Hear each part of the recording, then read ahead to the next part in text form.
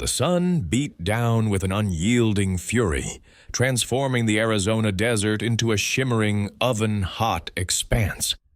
Dust devils danced in the distance, swirling like ghostly sentinels across the parched earth, while the air itself seemed to crackle with static energy. A lone figure, Cole Matthews, moved across this desolate canvas, his silhouette a stark, solitary contrast against the endless horizon. His worn leather chaps, bleached by countless days under this punishing sky, offered little comfort against the saddle's persistent chafe. Each creak of his saddle, each rhythmic thud of his horse's hooves, echoed the isolation that had become his constant companion. This was a land of extremes, where life clung precariously to existence, much like Cole himself. He was a man adrift, a cowboy by trade, but one whose spirit had long been battered by the harsh winds of rejection and failure. His eyes, squinting against the glare, held a deep-seated weariness, a story etched in every fine line around them. Cole Matthews carried the weight of too many closed doors, too many whispered judgments. He'd left behind a life that no longer wanted him, seeking solace in the vast, indifferent emptiness of the desert, hoping its expanse might swallow his sorrows whole. He wasn't running from justice. He was fleeing disappointment, a persistent shadow that clung closer than any dust cloud. There was a yearning in him, a quiet ache for a place to belong, for a purpose that hadn't yet eluded his grasp. His past remained largely unspoken, a collection of half-formed memories and bitter lessons learned, but it defined his current wandering existence. The hours bled into each other, marked only by the shifting angle of the sun and the ever-present thirst that gnawed at his throat. He topped a low ridge, expecting to see more of the same scrub and rock, but instead his gaze fell upon a sight that brought a sharp, unwelcome pang to his chest. Below, in a shallow, sun-blasted gully, lay a horse.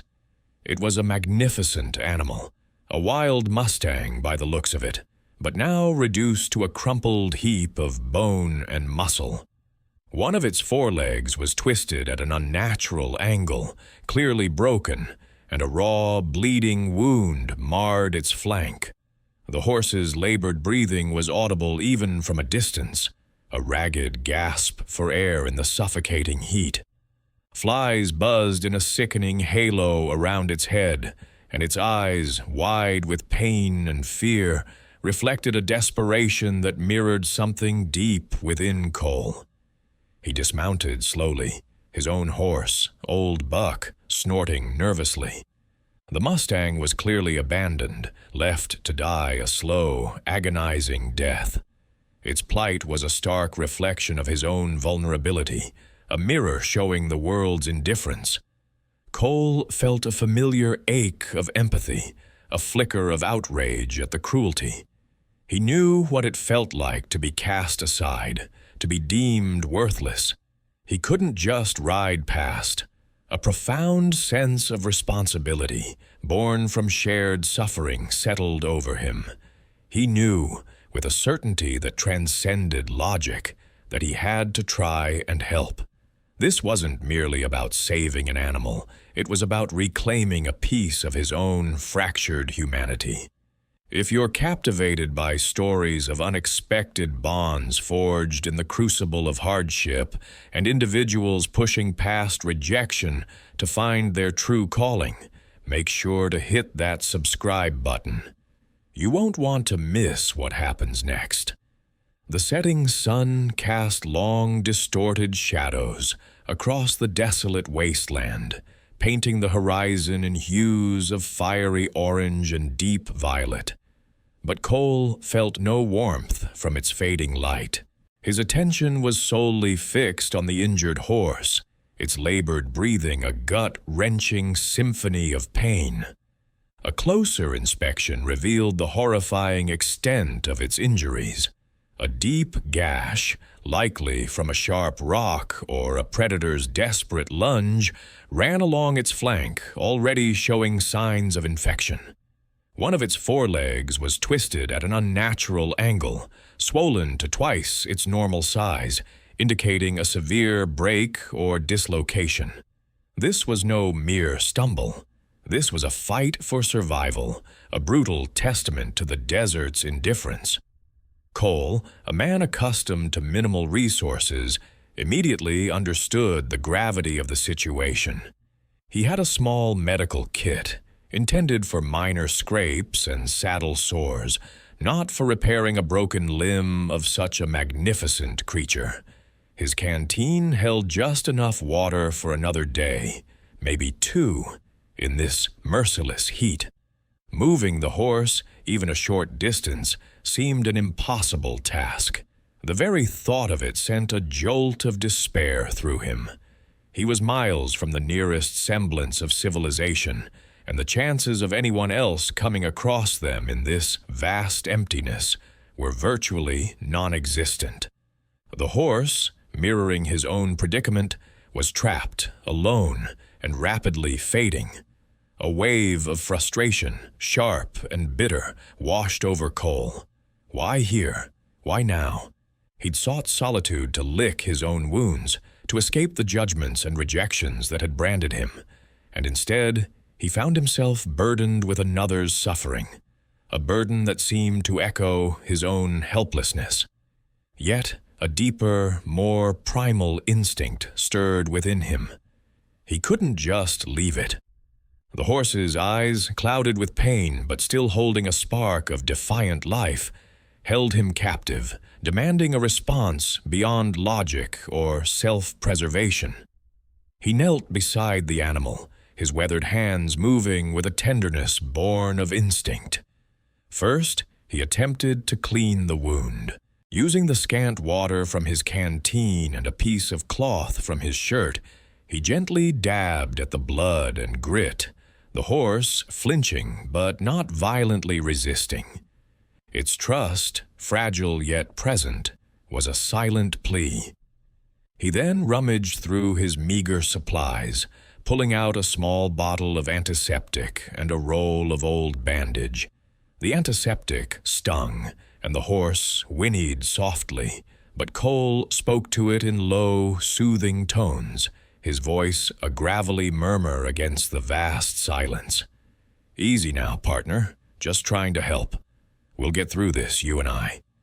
He carefully wrapped the gash, securing it as best he could, knowing it was a temporary measure against the desert's relentless assault. The broken leg presented a far greater challenge. He had no splint, no tools even to fashion one. All he could do was try to stabilize it minimally, using his belt and a sturdy branch he found nearby, attempting to prevent further damage. It was crude, insufficient, yet it was all he had. As he worked, the horse's warm breath ghosted against his cheek, a silent acknowledgement of his effort. In that moment, a subtle shift occurred. The burden, while still immense, began to transform into something else, a shared struggle, a nascent hope against overwhelming odds. The desert had dealt them both a cruel hand, but perhaps, just perhaps, they could face it together. Over the next several days, a quiet vigil began beneath the blistering sun. Cole, despite his own physical weariness and the arid exhaustion that permeated the air, meticulously tended to the injured horse. He rationed his dwindling water supply, carefully cleaning the gaping wound, applying what little antiseptic he possessed from his saddlebag, and fashioning makeshift bandages from strips of his denim shirt. Each morning, before the desert truly awoke with its fiery breath, he would gently check the horse's temperature, murmuring soft words of encouragement that felt foreign to his usually guarded tongue. The horse, still weak, would whicker softly in response, a low, breathy sound that resonated deep within Cole's chest, a testament to a nascent trust forming between them. This shared vulnerability, this silent dance of care and acceptance, began to forge an unspoken bond, deeper than anything Cole had ever experienced. There was no judgment in the horse's eyes, no echoes of past failures, just a raw, immediate need that Cole, for the first time in a long while, felt truly capable of meeting. He would sit beside the animal for hours, speaking little, simply existing in its presence, feeling the steady rhythm of its breathing, a counterpoint to the chaotic thumping of his own heart. Slowly, almost imperceptibly, a flicker of hope began to ignite in the desolate expanse. The horse, which Cole had started calling Spirit because of its tenacious will to live, showed small, encouraging signs of recovery. One afternoon, it managed to push itself up onto its forelegs, a trembling effort that lasted only moments before it collapsed back to the sand, but a monumental victory nonetheless. Later, it took a few tentative sips of water from Cole's cupped hands, and its eyes, once dull with pain, held a spark of life, a defiant glint that mirrored the desert's own resilience. These small triumphs, these tiny victories against the encroaching shadow of death, offered Cole a renewed sense of purpose. He wasn't just surviving, he was helping something else to survive. And in doing so, he felt a part of himself, long dormant, stir awake. During these long, silent hours, Cole found himself confronting his own past rejections, the bitter taste of abandonment that had driven him into this self-imposed wilderness. He saw a stark parallel in Spirit's plight, cast aside, left for dead, facing insurmountable odds. His commitment to the animal became more than just a heroic act. It transformed into a deeply personal redemption journey. He had been rejected, but he would not reject this creature. He had been hurt, but he could offer healing. Every careful bandage applied, every whispered reassurance, was an act of both compassion for Spirit and a desperate plea for his own soul. He wasn't just saving a horse. He was mending a piece of his own fractured spirit, finding solace and a strange kind of healing in the act of selfless devotion. The desert, once a symbol of his isolation, was slowly becoming the crucible for his renewal, and the injured horse an unlikely catalyst. The day finally arrived when Spirit, with surprising strength, pushed itself fully to its feet, shaking its mane and taking a tentative step forward. Cole watched, holding his breath, as the magnificent animal tested its weight, a faint tremble still evident, but vastly improved. Then, without warning, Spirit turned its head, its dark, intelligent eyes meeting Cole's. It took another small step, closing the distance, and then, in a gesture that transcended mere animal instinct, it gently nudged its soft muzzle against Cole's cheek. The touch was feather-light, yet it sent a jolt through Cole, a warmth spreading through his chest that was utterly unexpected. This wasn't merely a sign of recovery, it was an acknowledgement, a communicative gesture of profound gratitude and budding connection. The nuzzle lingered, an unspoken promise. And then Spirit pulled back, turning its body slightly, positioning itself almost protectively beside Cole, as if offering its regained strength in return for the kindness it had received. It was a silent conversation, a bond solidifying beyond words, leaving Cole deeply moved and utterly speechless. He had saved this creature, but in that moment, he felt an undeniable sense that he, too, had been saved, in ways he was only beginning to grasp. With Spirit's strength steadily returning, Cole decided it was time to move. The desert, while providing a sanctuary for healing, was not a place for long-term survival, especially with their limited supplies. Slowly, cautiously, they began their journey, heading generally west, towards what Cole hoped would be the fringes of civilization, small ranching communities, or perhaps even a remote outpost. Their progress was painstakingly slow, Spirit still favoring its mended leg, but each day brought small improvements. As they traversed the vast, empty landscapes, their unusual pairing began to attract attention. First, it was the keen eyes of a lone prospector passing by on a dusty trail, who saw the man and the unique horse and carried the tale to the nearest waterhole. Then, a couple of cattle ranchers checking their fence lines in a remote canyon spotted them from a distance. The sight of a lone cowboy walking beside a horse rather than riding it, a peculiar anomaly. These initial sightings whispered from one dusty general store to another, from one isolated homestead to the next, began to spread like wildfire across the sparse rural communities. Tales of the rejected cowboy who had miraculously rescued an abandoned horse from the jaws of death, and the miracle horse that seemed to walk with a peculiar wisdom, began to take root. The stories grew in the telling, each retelling adding a new layer of wonder and speculation. Some spoke of the cowboy's selfless devotion, transforming him from a figure of pity to one of quiet heroism. Others focused on the horse, attributing almost mystical qualities to its survival and its unwavering bond with Cole. Local legends, born of hardship and solitude, found new fodder in their saga. Was it divine intervention, a testament to an unbreakable spirit, or simply a remarkable stroke of luck? Nobody knew for certain, but everyone had an opinion, and the tale of Cole and Spirit became a new thread in the tapestry of desert folklore. Ranch hands gathered around crackling fires, debating the truth of it, while mothers told their children stories of the kind cowboy and the brave horse, weaving their journey into bedtime tales.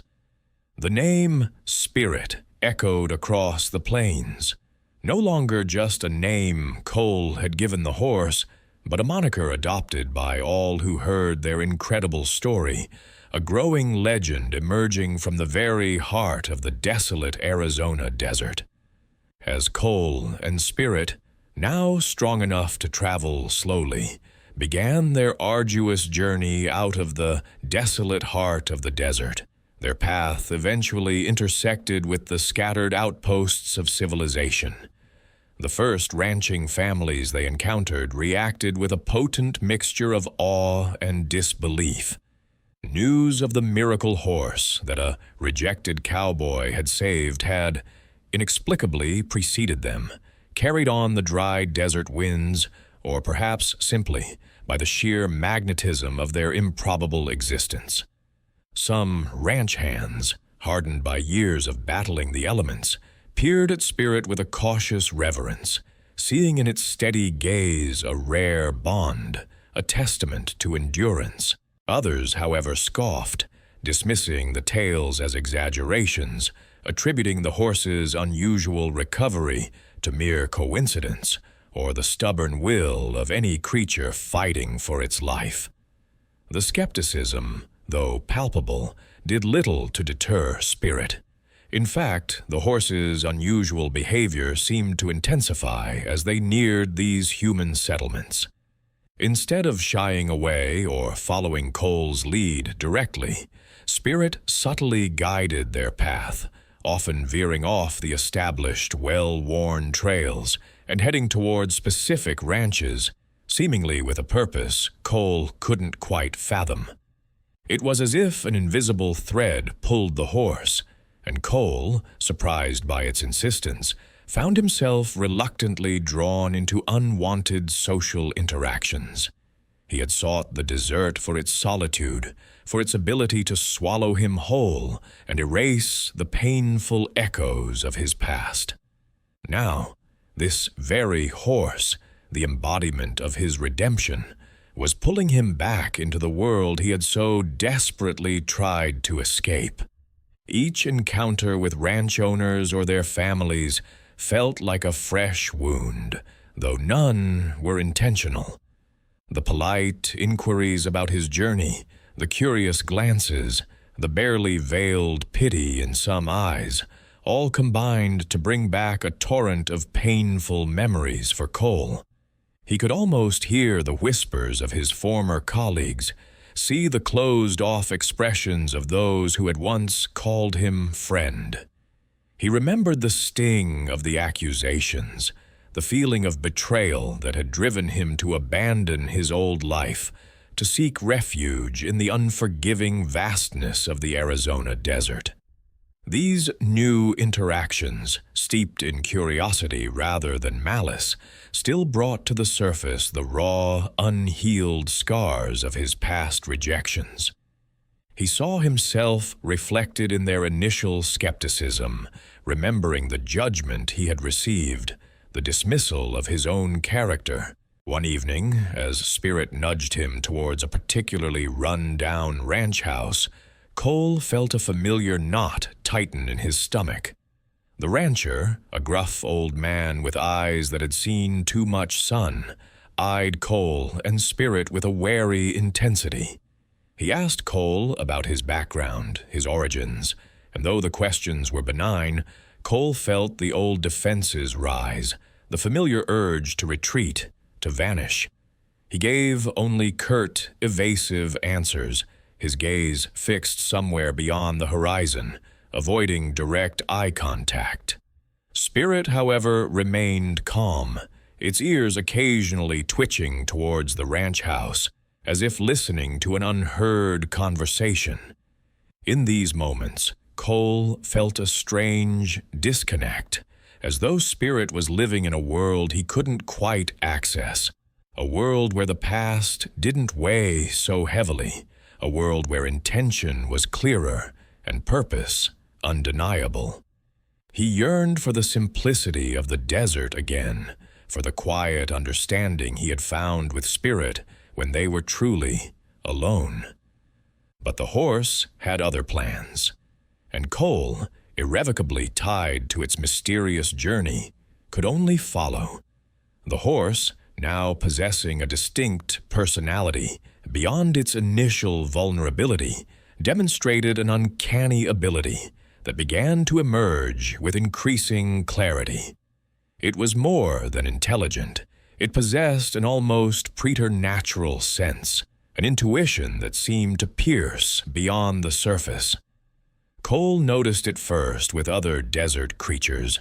A rattlesnake, coiled silently beneath a rock, would trigger a subtle shift in Spirit's posture, a gentle nudge of Cole's arm, long before Cole's own senses registered the danger. Then it extended to distressed birds, a lost coyote pup, or even a struggling lizard caught in a thorny bush. Spirit would pause, often whinny softly, and direct Cole's attention with a subtle tilt of its head or a pointed hoof. Cole, initially dismissive, attributing it to mere animal instinct, found himself increasingly intrigued. He watched these patterns unfold, day after day, as they slowly journeyed towards the fringes of civilization. Spirit wasn't just reacting, it seemed to anticipate. It would stop abruptly, ears swiveling, and then, invariably, Cole would discover some creature in need nearby. A mother rabbit caught in a snare, its young huddled anxiously. A dehydrated fawn stumbled by itself, clearly separated from its herd. Each time, Spirit led him directly to the point of distress. Cole moved beyond simple fascination to a deeper understanding of the horse's unique intuition. This was no ordinary animal. It possessed a gift, a connection to the pulse of life around it that transcended anything Cole had ever witnessed or heard of. He began to trust its silent guidance implicitly, following where it led, a silent, symbiotic partnership forming between man and beast. The sparse, rural communities they eventually encountered, tucked away like forgotten treasures amidst the vast landscape, began to witness these strange occurrences. Word traveled fast, carried on the dry desert winds from one isolated ranch to the next. The miracle horse had a new dimension to its legend. It wasn't just a survivor. It was a beacon, a guide for the lost and the suffering. People, initially skeptical, began to attribute almost mystical qualities to the horse. It became known as spirit, not just for its will to live, but for its ethereal connection to the hidden currents of life and suffering that flowed through the desert. Ranchers, hardened by solitude and the unforgiving nature of their lives, would recount tales of spirit leading Cole to their ailing livestock, or to a child's beloved dog that had wandered too far. Stories of peculiar coincidences that became undeniable patterns. A mare struggling in foal, an injured hawk grounded by a broken wing, a shepherd whose flock was scattered by a sudden dust storm. In each instance, Spirit's seemingly impulsive detours would lead Cole to the heart of the problem, allowing him to intervene. Cole, observing these profound interactions, realized something fundamental was shifting within him. He hadn't sought this attention, this burgeoning reputation. He had simply sought refuge, a quiet corner to mend his own fragments. But Spirit, with its profound empathy and uncanny senses, was refusing to let him remain isolated. The horse was pulling him, gently but firmly, back into the intricate web of life, forcing him to engage, to help, to connect. It was as if Spirit knew that Cole's own healing was intrinsically tied to his ability to help others, that his past rejections could only be truly overcome by embracing a future of unexpected purpose. The desert, once a canvas for his despair, was now painting him into a story far grander than he could have ever imagined. A story where a rejected cowboy and a miraculous horse were becoming intertwined in the lore of the land, one compassionate act at a time. This quiet, extraordinary ability of Spirit was not just saving others. It was profoundly reshaping Cole's entire existence, challenging every preconceived notion he held about himself and the world. The sun beat down relentlessly as Cole and Spirit traversed a particularly rocky stretch of terrain. Suddenly, Spirit stopped, its head lifting, nostrils flaring. A low, soft whicker escaped its lips, a sound of gentle urgency Cole had come to recognize. He dismounted, scanning the horizon, but saw nothing out of the ordinary. Spirit, however, was adamant, nudging Cole's hand with its muzzle, and then gently pushing him eastward with its head. Trusting the horse implicitly, Cole allowed himself to be guided, leading Spirit over the uneven ground. The heat was stifling, the dust clinging to their clothes and coats. After what felt like an eternity, but was probably only 20 minutes, they reached a cluster of scraggly mesquite trees. And there, huddled beneath the sparse shade, was a tiny foal, its legs splayed awkwardly, a sheen of sweat on its delicate coat. It was clearly disoriented, its eyes wide with fear and exhaustion. Its small whickers were barely audible. Cole's heart ached at the sight. The foal was too young to be alone, undoubtedly separated from its mother during the night or a sudden coyote scare. Without Spirit's guidance, they would have ridden right past, the small creature destined to succumb to predators or the unforgiving elements. He approached slowly, speaking in a soothing tone, Spirit standing vigilantly behind him. The foal was weak, dehydrated, and its left foreleg seemed to have a developing swelling, likely from a tumble. Gently, Cole checked it over, his cowboy instincts kicking in. He poured some precious water from his canteen into his cupped hand, offering it to the thirsty animal. The foal drank greedily, then nuzzled into Cole's leg as if seeking comfort. The ranch they were heading towards, owned by the O'Malley family, was still a good hour's ride away. It was a cattle ranch, but they occasionally had horses. Cole knew he couldn't leave the foal. With careful effort, he managed to coax the small creature to follow, Spirit walking close behind, almost acting as a shepherd. The journey was slow, but the foal, perhaps sensing help was near, found a surprising reserve of strength. When they finally reached the O'Malley homestead, the patriarch, Old Man O'Malley, and his son, Liam, were immediately drawn to the unusual sight of a lone cowboy, his legendary horse, and an exhausted foal. Cole explained the situation, describing how Spirit had led him directly to the distressed animal. Man O'Malley, a man whose weathered face spoke volumes of a life spent battling the desert, listened intently, his gaze moving between Cole and Spirit. "That horse of yours, Cole," he finally said, a note of awe in his rough voice. "He's something special. We had a mare lose her foal a few miles out just last night. Been searching all morning." The realization dawned on Cole with a jolt. This wasn't just any foal. It was their foal. The O'Malleys carefully examined the little creature, confirming its identity. The mother mare had been inconsolable. Cole had not only saved a life, but he had reunited a family. This act of rescue, guided by Spirit, earned Cole a new level of respect and genuine admiration from the ranch owners. Man O'Malley, a man known for his taciturn nature, clapped Cole on the shoulder, a gesture of profound gratitude. "You and Spirit," he mumbled, his voice thick with emotion. "You're a godsend." This incident marked a significant shift.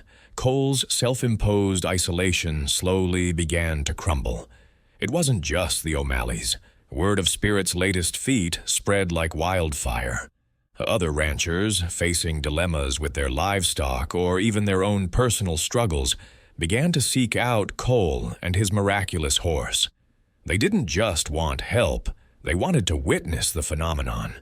Cole, who had deliberately avoided human connection for so long, found himself reluctantly pulled into conversations, invited to share meals, and asked for advice. Spirit, in its silent, intuitive way, was slowly but surely weaving Cole back into the fabric of the community, one compassionate intervention at a time, challenging his deeply ingrained rejection and forging bonds he never thought possible again. The desert, which had been his sanctuary from human contact, was now becoming the very stage for his reintegration, all thanks to the horse he had saved. The horse's reputation grew with an almost impossible velocity, fueled by the breathless retelling of miraculous rescues and uncanny foresight. What began as whispers in isolated ranch houses expanded into fervent discussions at general stores and dusty saloons hundreds of miles away. People now traveled from distant towns, their curiosity piqued by the burgeoning legend of the Spirit Horse and its silent partner, Cole. They came with hope in their eyes, some seeking solutions to their own dilemmas, others simply wanting to witness the phenomenon firsthand. The desert, once a barrier between communities, now served as a conduit for tales of the extraordinary, each new story adding another layer to Spirit's almost mythical status. Cole, however, found himself increasingly burdened by the weight of these expectations. His natural inclination was towards solitude, a quiet existence where his past failures couldn't haunt him. Yet Spirit, with its unwavering empathy, continued to pull him into the heart of human and animal suffering. The horse's silent prompting was undeniable. A flick of an ear, a nudge of its head, a sudden, determined change of direction. Cole understood Spirit's mission, but he struggled with his own role in it. He was a reluctant prophet, a man who merely wanted to disappear, now thrust into the uncomfortable spotlight of local celebrity. The steady stream of visitors, with their questions and their fervent belief, chipped away at the fragile peace he had begun to cultivate. He craved the simple rhythm of the land, the quiet companionship of Spirit, not the clamor of desperate hope. The increased attention forced Cole to confront the very source of his deep-seated rejection, the wounds that had driven him into the harsh embrace of the desert. Before the desert, before Spirit, there had been Elizabeth, and the ranch, and the accusations. He could vividly recall the biting words, the scornful glances of neighbors, the cold dismissal from the man he had once considered a friend and mentor, Elizabeth's father. It wasn't just a misunderstanding. It was a betrayal that had left him stripped bare, his reputation in tatters, his spirit crushed. He had been accused of negligence, of deliberately sabotaging a lucrative cattle deal, an act that had ruined his chances with Elizabeth and left him with nothing but shame and a desperate need to escape. The injustice had festered, turning into a deep-seated bitterness that had become as much a part of him as his own shadow. Now, with every person who approached him, every grateful rancher, every wide-eyed child, a sliver of that old pain resurfaced. The irony was not lost on him. He was being lauded for compassion and integrity, the very qualities he had been accused of lacking. The adulation felt hollow, a temporary balm over a wound that still throbbed with the memory of betrayal. He often found himself gazing at Spirit, wondering if the horse somehow knew the depths of his past, if its relentless drive to help others was a silent plea for Cole to heal himself by proxy. He knew he couldn't deny Spirit its calling, but every step they took further into the populated world dragged Cole closer to the ghosts he had tried so desperately to outrun. The desert had offered escape, but Spirit was leading him back, not to confront his accusers directly, but to face the lingering echoes of their judgment within himself. The quiet cowboy's self-imposed exile was ending, but the true battle for his peace of mind was just beginning. It was a confrontation not with others, but with the raw, unaddressed hurt that still defined so much of his inner landscape. The whispers of Spirit's uncanny abilities had spread far beyond the immediate ranches, pulling Cole deeper into a world he had long tried to avoid. He was no longer just the quiet cowboy who saved a horse. He was the man who rode with the desert's heart, a living legend in the making. This growing attention, however, was a double-edged sword, and one blustery afternoon, its sharper edge cut directly into Cole's carefully constructed peace. He and Spirit were guiding a lost calf back to its bewildered mother when a familiar, imposing figure blocked their path near the dusty entrance of the Triple Cross Ranch. It was Silas Kincaid, his face etched with years of sun and a perpetual scowl. The man who had owned the ranch Cole once worked on, the very man whose swift judgment had branded Cole a failure and led to his ignominious departure. Silas's presence immediately conjured a storm of old hurts, memories of harsh words, unspoken accusations, and the crushing weight of dismissal. Cole's jaw tightened, his hand instinctively going to the brim of his hat, a reflex from a past life. Spirit, sensing the sudden shift in Cole's demeanor, lowered its head, a soft, warning nicker rumbling in its chest. Its ears swiveled, not towards Silas, but towards Cole, as if offering silent reassurance. Silas, however, wasn't there to reminisce. His gaze swept over Spirit, a flicker of grudging respect in his eyes, before settling on Cole. "Heard you'd found yourself a circus act, Matthews," Silas grunted, his voice like gravel. "Bringing in strays and playing savior. Still can't hold down a real job, I see." The words, though delivered with typical Kincaid bluntness, lacked the venom Cole expected. There was an undercurrent of something else, a strange mix of disbelief and, well, something akin to curiosity. Cole felt the familiar heat of old anger, the sting of being constantly underestimated. He gripped Spirit's reins tighter, preparing to issue a sharp retort. But before he could speak, Spirit did something extraordinary. It nudged Cole's arm gently with its head, then stepped forward, placing its great, intelligent head directly in front of Silas.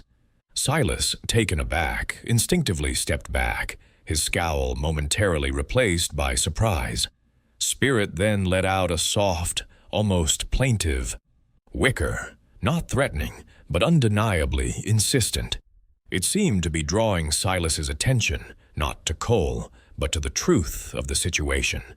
Its intelligent eyes fixed on Silas, and then, slowly, Spirit turned its head, looking back at Cole, then back at Silas, and then directly at the small, lost calf, now safely reunited with its mother. It was as if Spirit was showing Silas, without words, the quiet dignity of their work, the genuine good they were doing. The horse's silent intervention cut through the barbed wire of Cole's emotional turmoil, disarming Silas in a way Cole never could have. Silas, a man not prone to sentiment or easily swayed, stood frozen for a long moment, truly looking at Spirit, and then, for the first time in years, truly looking at Cole. The horse's action had bypassed all the old grievances, all the preconceived notions. It forced Silas to witness the present, not the past. A long, heavy silence stretched between the three of them, broken only by the gentle murmurs of the reunited calf and its mother. Finally, Silas cleared his throat, a sound rough and unpracticed. "Heard you got that old mare of Henderson's back on her feet last week," he said, his eyes still on Spirit. It wasn't an apology, not explicitly, but it was an acknowledgement. It was a question, too, about the veracity of the rumors, a probing for the truth behind the legend. Cole, his anger having cooled under Spirit's quiet, powerful influence, found his voice, surprisingly calm. "She's doing well, Silas. Just needed a bit of time and care." The confrontation he dreaded, the one he anticipated would reignite all his bitterness, had been diffused by a horse. In that moment, a profound clarity washed over Cole. Spirit hadn't just saved him from the desert, it was saving him from himself, from the prison of his past hurts.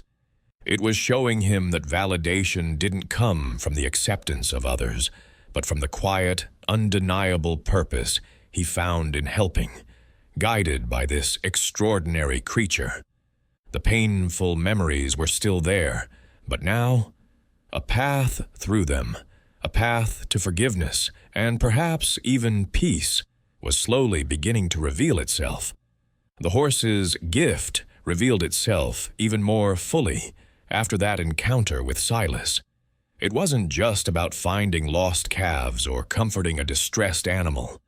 Spirit consistently led Cole into situations where its unique abilities could make a tangible difference, acting as an extraordinary divining rod for both physical and emotional need. Often it would be a subtle shift in Spirit's gaze, a change in its breathing, or a deliberate turn of its head, urging Cole in a particular direction. Cole, now attuned to these cues, would follow without question, his cowboy instincts melding with the horse's inexplicable intuition. One blistering afternoon, Spirit halted abruptly near a dried-up creek bed, pawing the ground insistently. Cole, thinking it might be a sick animal, dismounted. There, half buried in the sand, was an antique locket, tarnished and forgotten, but clearly holding sentimental value. Later that week, Spirit guided Cole to the weathered porch of an elderly woman, known for her quiet grief after losing her husband years ago. As Cole approached, the woman looked up, her eyes wide with recognition as she saw the locket in his hand. It had been her mother's, lost decades prior. The simple act of its return, orchestrated by Spirit, brought forth a flood of tears and a release of pent-up sorrow that Cole witnessed with humble reverence. He was becoming more than a cowboy. He was a conduit for Spirit's unusual wisdom, an instrument of its quiet, profound influence. Cole realized he wasn't just caring for the horse. He was being guided by it, acting as its hands and feet in a world that often overlooked the subtle cries for help. Spirit seemed to possess an innate understanding of the delicate balance of life in the desert, not just for animals, but for the solitary humans who carved out an existence there. It was as if the horse perceived the hidden currents of sorrow, loss, and despair, gently nudging Cole to mend what was broken, to soothe what was aching. With each intervention, Cole felt a subtle shift within himself. The cynicism that had long been his companion began to recede, replaced by a grounded sense of purpose. His identity, once firmly rooted in the painful label of rejected cowboy, was undergoing a profound transformation. He was no longer just the wanderer, the outcast. Now, people whispered about the man with the miracle horse, a figure of quiet strength and unexpected compassion. When Spirit would lead them to a ranch where a lone ranch hand wrestled with a broken fence post, exhausted and frustrated, Cole would simply dismount and offer his help, his actions speaking louder than any words. When they encountered a young boy lost in thought, struggling with a difficult decision, Spirit would nuzzle his hand, and Cole would offer a kind word, seemingly knowing what the child needed to hear. This new identity wasn't loud or boastful. It was woven from threads of small, meaningful acts, each one guided by Spirit. Cole still cherished his solitude, but it was no longer a refuge from rejection. It was a space for reflection, a place to process the profound lessons Spirit was teaching him. The desert, once a symbol of his isolation, now felt like a vast classroom, and Spirit, his most extraordinary teacher. He was not seeking acceptance, but earning respect, one quiet, compassionate act at a time, building a new legacy brick by brick, not just for himself, but for the remarkable creature by his side. Every gentle nuzzle, every purposeful glance from Spirit solidified his conviction. He was exactly where he was meant to be, doing exactly what he was meant to do. The fragile peace Cole had found, the slow mending of old wounds facilitated by Spirit, was about to face its ultimate test. A whisper, then a rumble, began to spread across the arid lands, not of gossip or rumor, but of an impending catastrophe. Weeks of unprecedented heat had baked the earth to a brittle crisp, and now ominous clouds gathered on the horizon, not a promise of gentle rain, but a harbinger of fury. The sky turned an unsettling, bruised purple, and the air grew heavy, charged with an almost electric tension.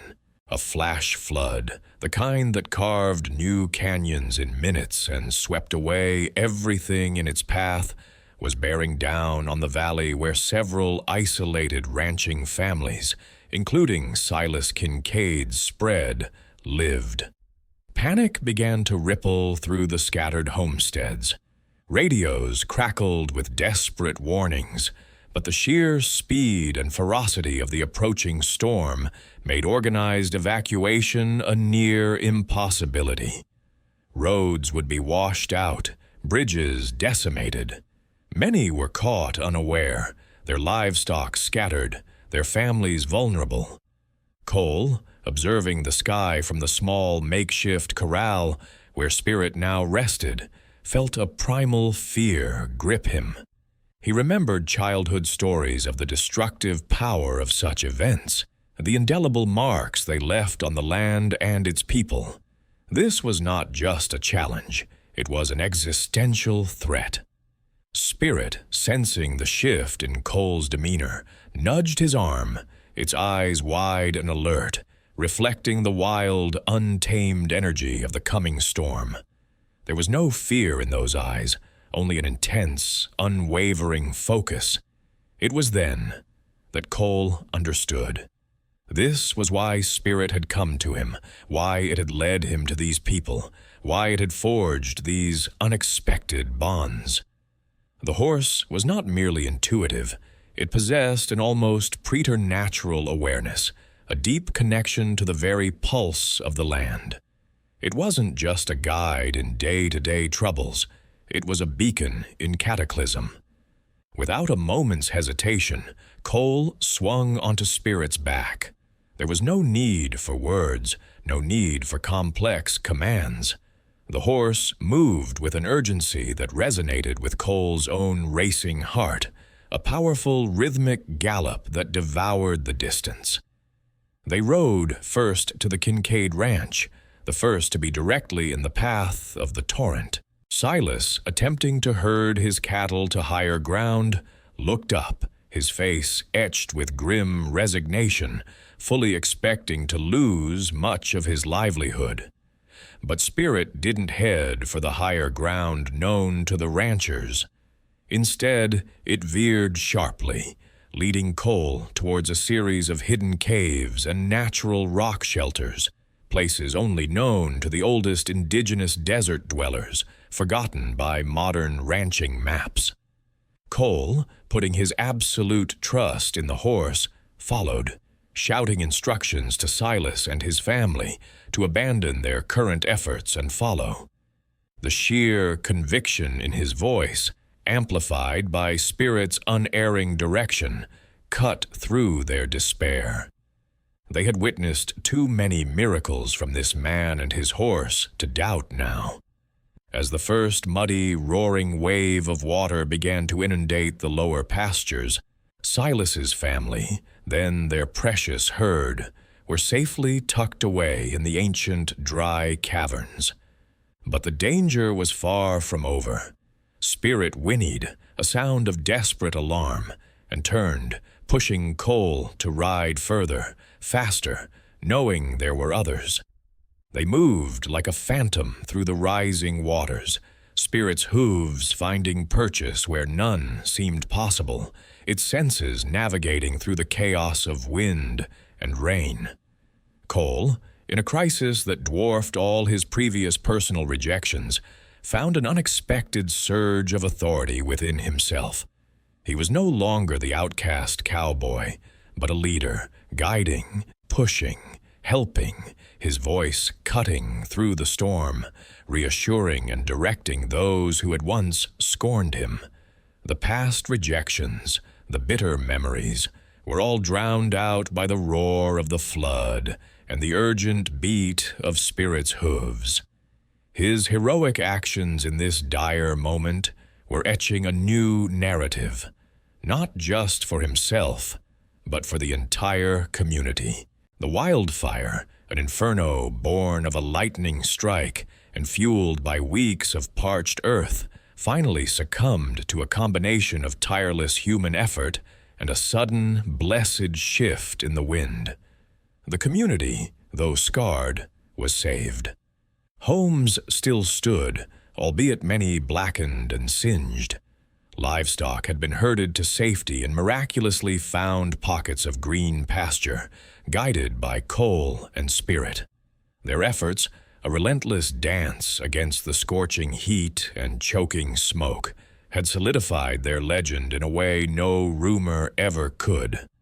Cole, soot-stained and exhausted but with a fierce light in his eyes, had led the charge, his quiet authority emerging as he navigated the desperate landscape.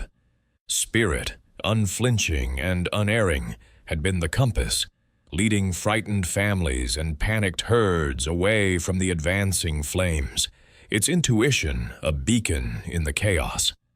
In the aftermath, as the acrid smell of burnt timber lingered, a tentative sense of relief settled over the valley. People moved with a newfound respect for Cole, their gazes no longer holding judgment or suspicion, but genuine gratitude. It was then, amidst the recovery efforts, that Silas Kincaid approached Cole. There was no bluster this time, no pretense of indifference. His shoulders sagged, and his calloused hands fidgeted with the brim of his hat. He spoke haltingly at first, his voice rougher than usual, thickened with emotion Cole had rarely seen him display. "Cole," Silas began, his eyes fixed on the charred remains of a distant ridge. I owe you an apology, for everything, for the way I treated you after what happened with my sister. I let my anger, my grief, blind me. I blamed you for things that weren't your fault, things I should have looked at closer." He paused, taking a deep, shuddering breath.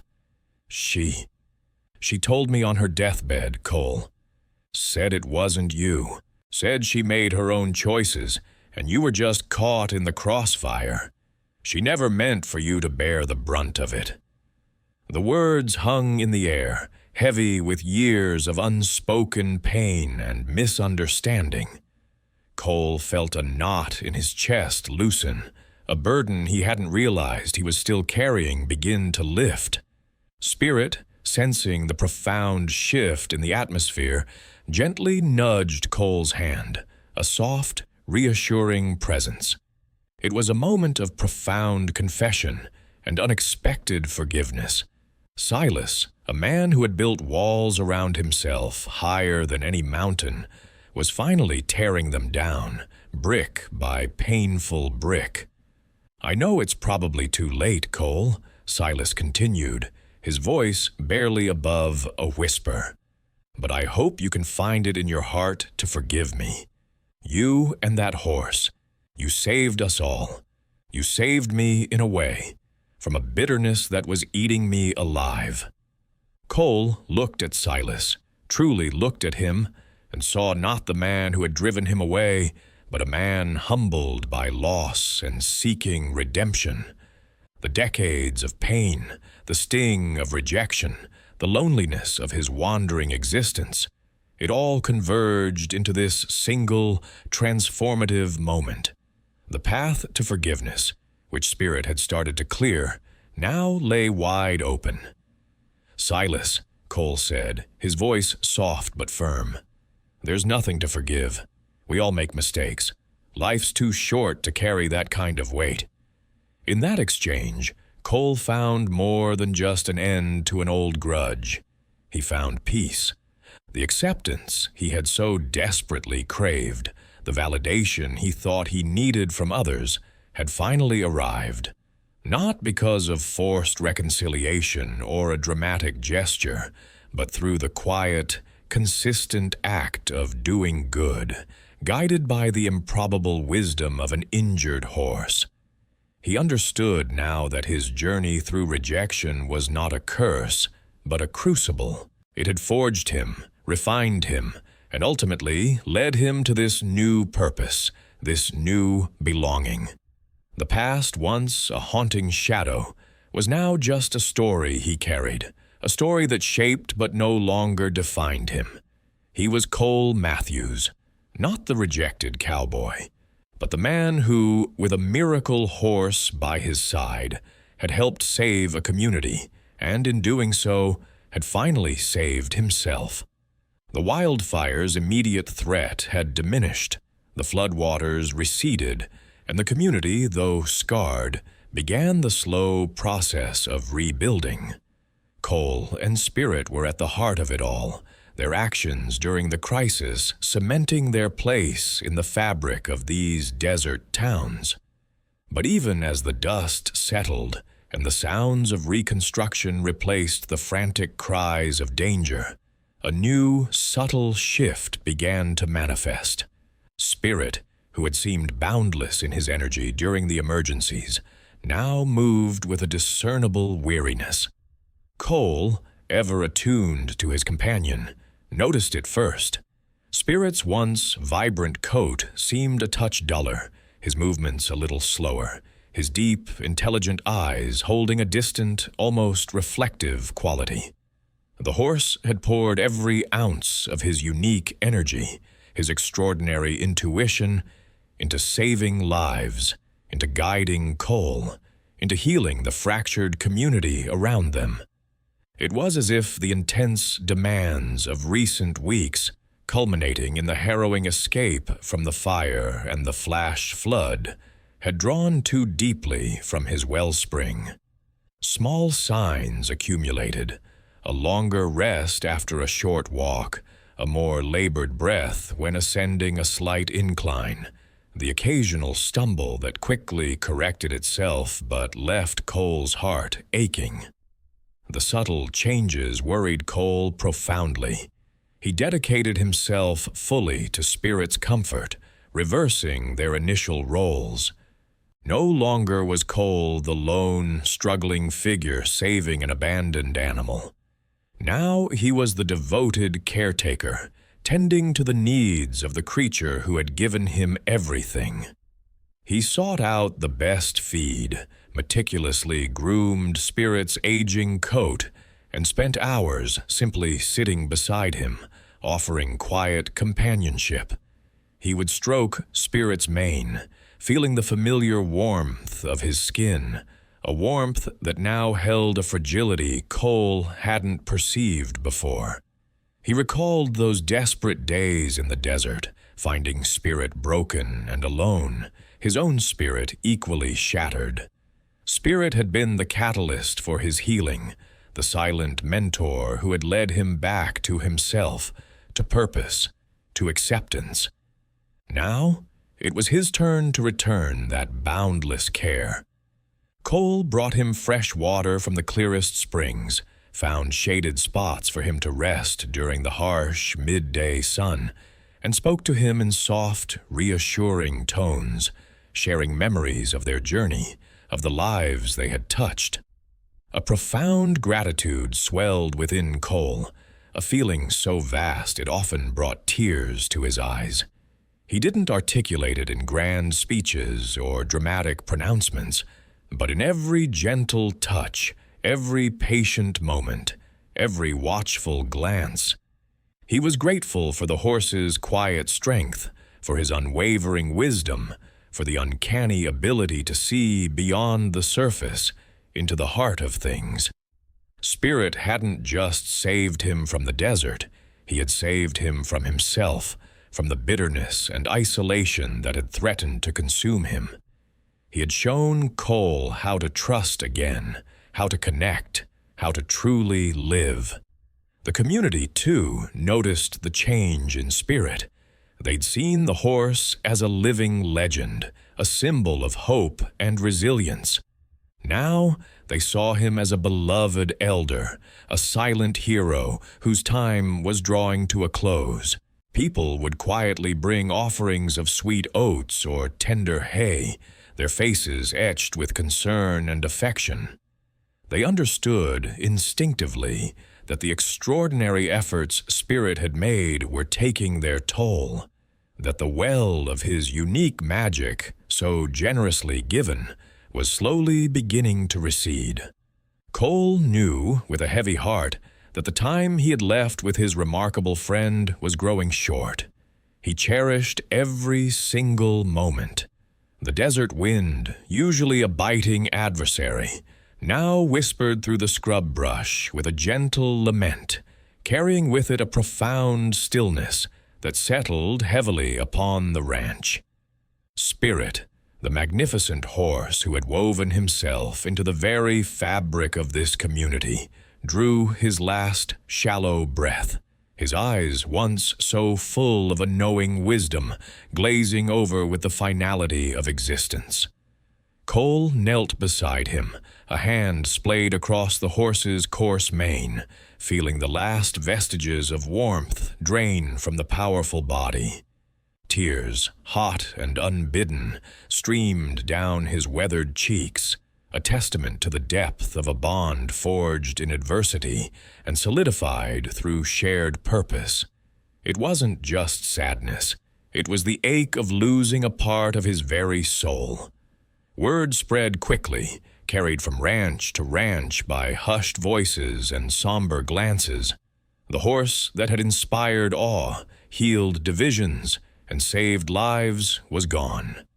A palpable sense of grief descended upon the rural communities, uniting them in a shared sorrow that transcended individual rivalries or past grievances. Farmers left their fields, ranchers paused their chores, and families gathered, a quiet procession making their way to Cole's humble dwelling.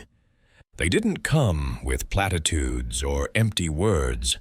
They came simply to be present, to acknowledge the passing of a legend, and to offer silent solidarity to the man who had been Spirit's keeper. Silas Kincaid was among the first to arrive, his usual gruff demeanor replaced by a raw vulnerability. He placed a hand on Cole's shoulder, a gesture that spoke volumes more than any spoken comfort. Others followed, their faces etched with a mixture of reverence and loss. Children who had once timidly offered Spirit apples now stood wide-eyed, struggling to comprehend the permanence of death.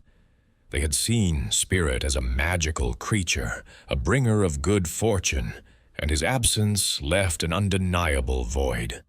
The air thrummed with unspoken memories, the lost foal found, the fire averted, the lonely hearts comforted. Each person carried their own story of Spirit's impact, and now those stories mingled in a collective eulogy.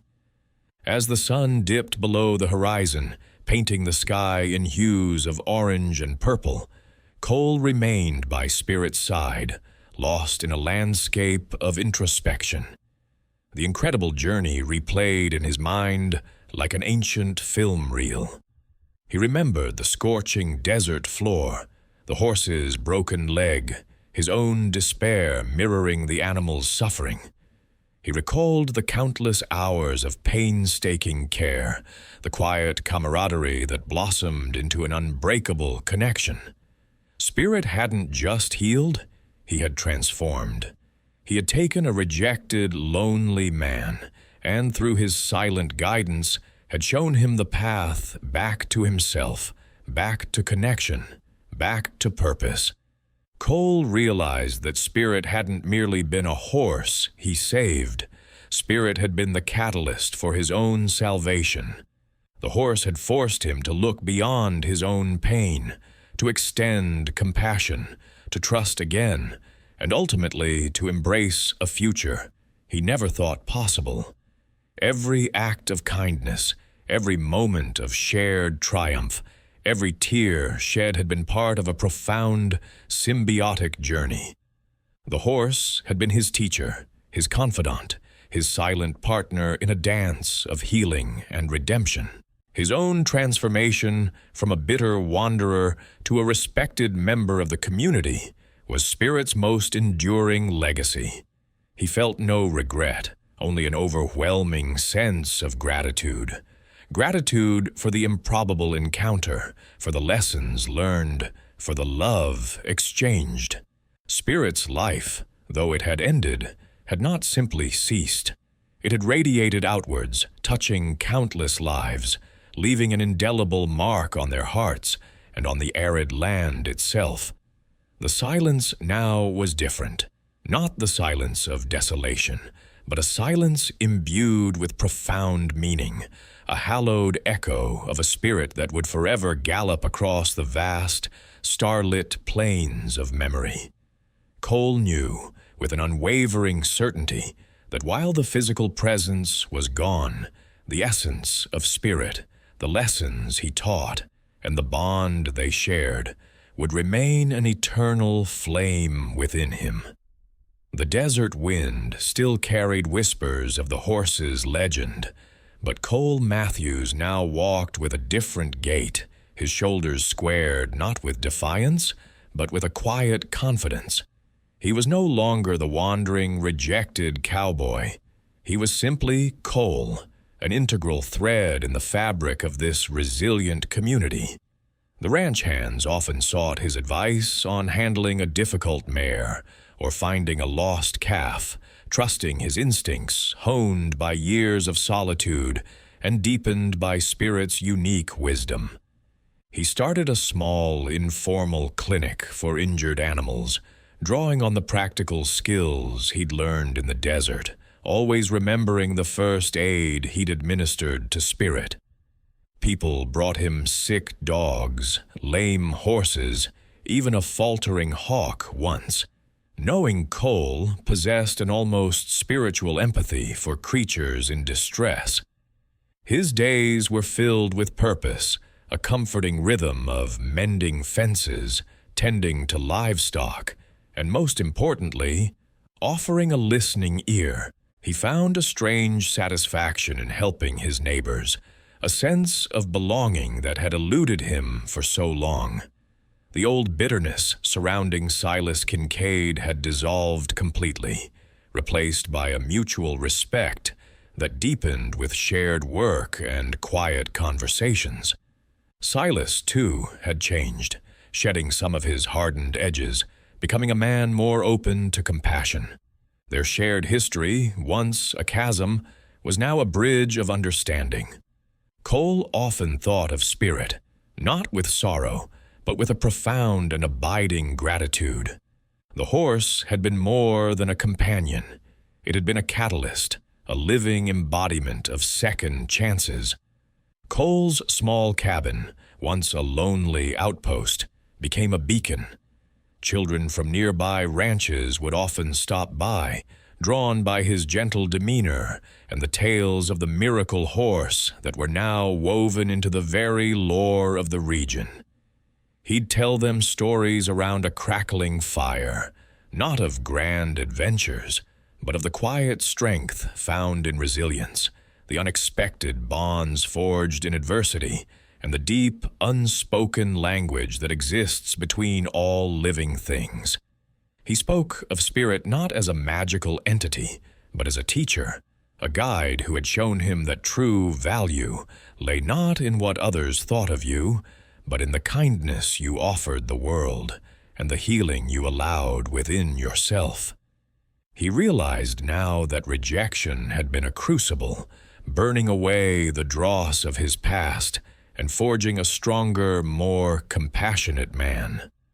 The journey through the Arizona desert, the desperate fight for Spirit's life, and the subsequent transformation of his own existence had been his destiny. He looked out at the vast, sprawling land, no longer feeling its immensity as overwhelming, but as an embrace. It was here, in this unforgiving landscape, that he had found his true home, not just a physical place, but a spiritual one, a sense of peace he'd never known. His identity was no longer defined by what he wasn't, but by who he had become. Cole Matthews, healer, storyteller, and guardian of the quiet wisdom of the wild. The legacy of spirit lived on through him, in every act of kindness, every moment of shared understanding, a testament to the unbelievable power of an unexpected bond.